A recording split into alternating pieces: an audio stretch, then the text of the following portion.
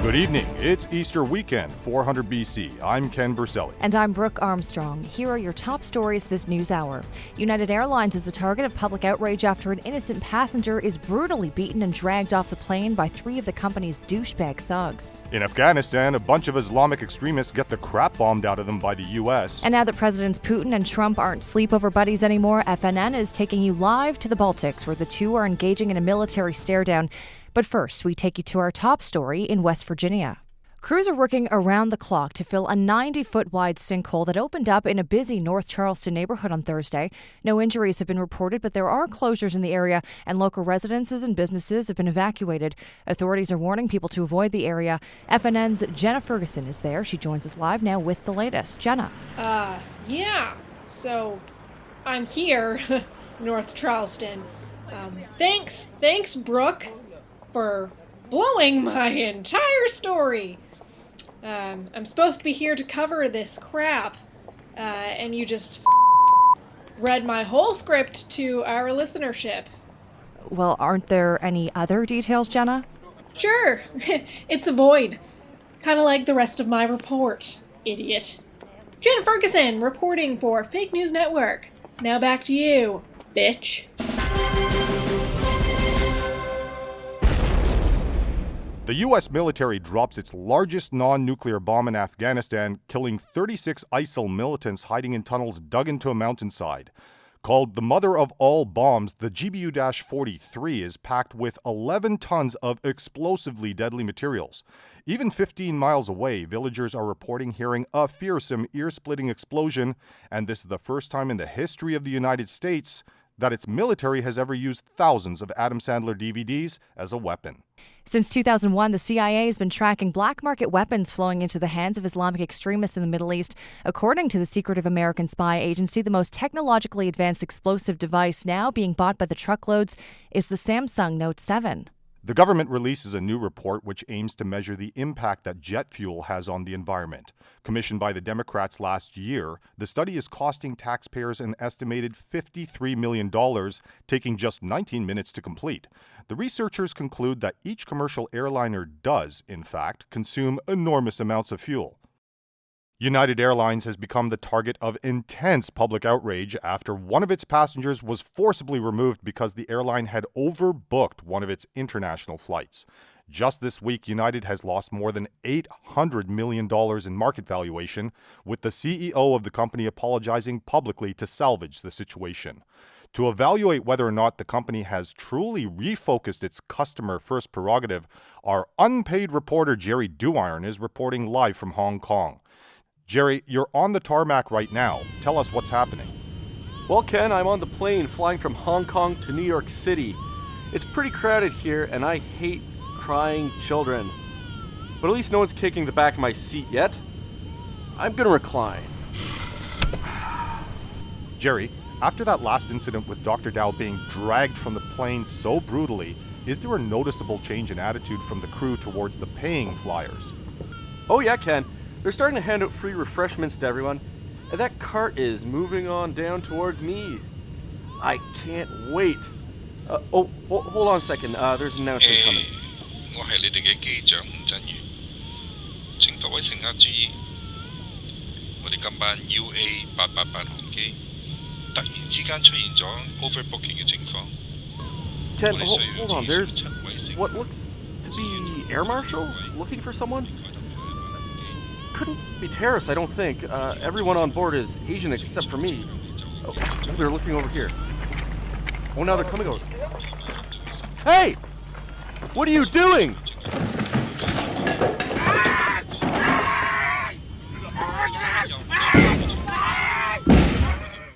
They dragged him off the plane? Well, he does look pretty draggable, don't you think? Would you drag him? I'd drag him.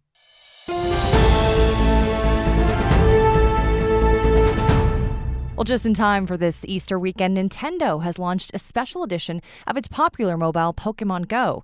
Featuring a virtual reality take on the traditional Easter egg hunt, the game is available for download only to children 8 and younger and already boasts nearly 20 million downloads. Sadly, nearly half of those poor children have met their demise, falling into rivers, ravines, and even off of cliffs. As the American economy continues showing strong signs of growth and optimism, an interesting side effect is emerging. Domestic pregnancy rates have more than quadrupled in just the last 6 months. This has manufacturers of baby on board bumper stickers anticipating significantly increased year-over-year profits, and shares in these companies are shooting through the roof as a result. Also eagerly awaiting strong sales of these bumper stickers, child snatchers. Securitic, a little-known Washington-based internet security firm, releases a 101-page paper based on extensive research its web security analysts conducted over the last year. The company says it's determined that the email password least likely to be hacked is the letter 9.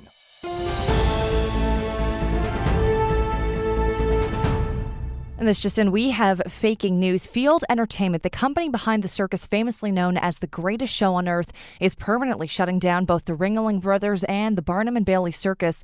And the move follows intense legal pressure from a little-known ADHD society, which is applauding this news.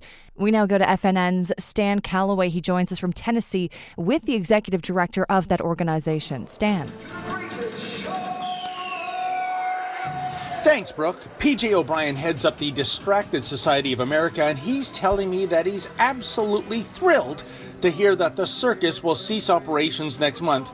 The reason for his jubilation is that Mr. O'Brien says the very concept of a three-ring circus causes members of his association angst, grief, and embarrassment.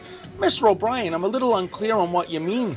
Can you explain for our listeners? Look, fact of the matter is, you got dogs prancing through hoops in one ring, you got some dude driving a motorcycle in a cage in another ring, and then there'd always be a bunch of Eastern Europeans forming some stupid human pyramid in the third ring. What the hell am I supposed to be looking at? I only have one set of eyes, goddammit. Try to watch all that crap at the same time can't be easy for regular folk, but when you got the ADD, it's just darn right torture. So you think the circus is to blame for that? What? Stan, can you ask him if he's concerned that with the closure of the circus, hundreds of performers will now be left unemployed? I'd like to, Brooke, but a bright orange balloon just drifted past us, and now he's running down the parking lot trying to capture that balloon. Wait! He just tripped and face-planted. I think he's out cold. Right. That was Stan Calloway reporting live from Tennessee.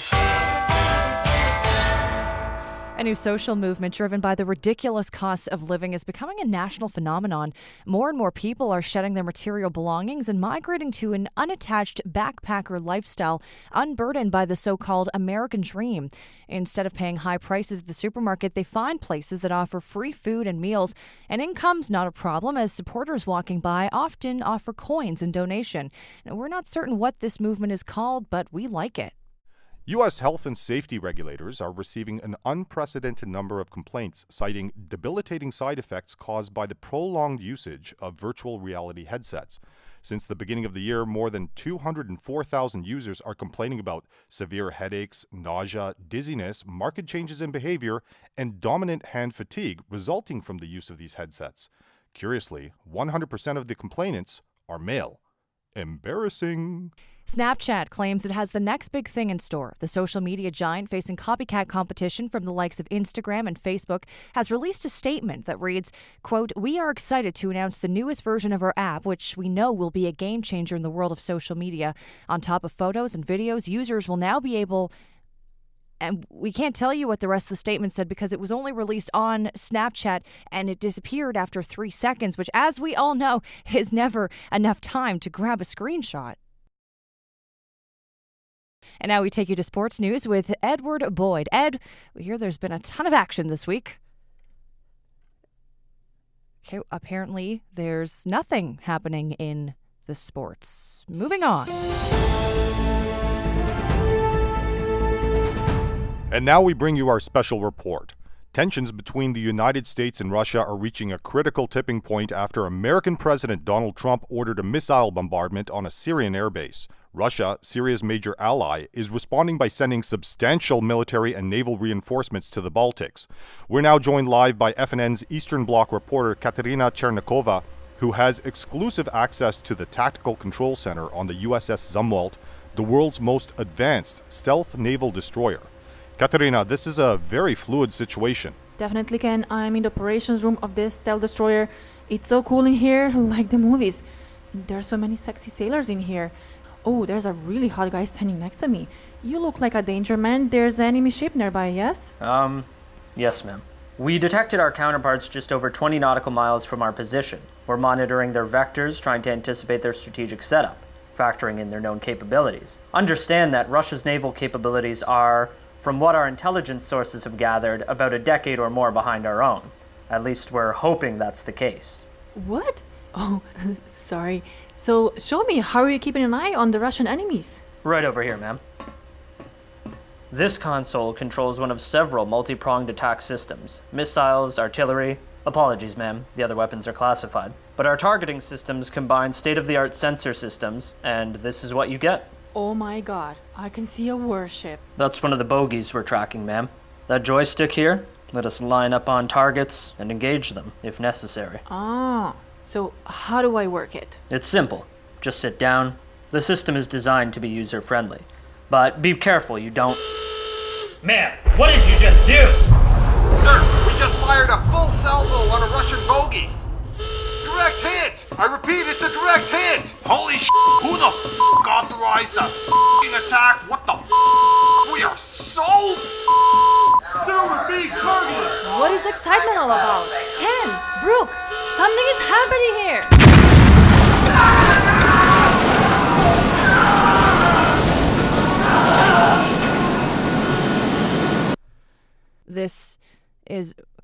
We're just learning that the White House has authorized military action against Russia in the Baltics.